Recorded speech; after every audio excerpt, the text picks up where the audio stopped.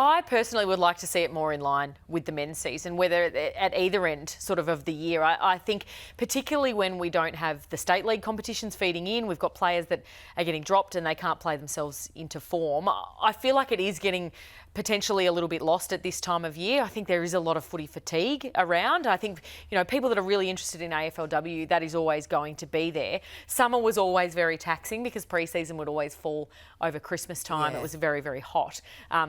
But I think, Abby, the suggestions of things like double headers and more of that sort of drawing audience from all angles as you could do with footy. I don't know what your view is, Kel, but I think it could have been at least tried. Yeah, having been involved in the comp right from the start and seeing them try this, I don't think January, February, March works as such. It's interesting they mention the metrics and they won't, broadcast obviously what the broadcasting television ratings numbers are, but even just this weekend, we had 4,000 today at Vic Park, so the highest in 5 years.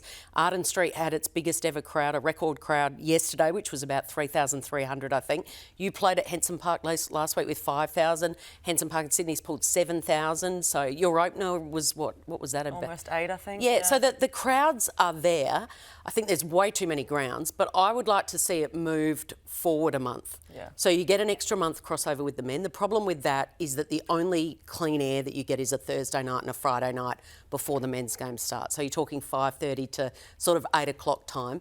Otherwise, the ratings fall away when you're going head to head and the men take over. But I love October because there's no other big sports on as such.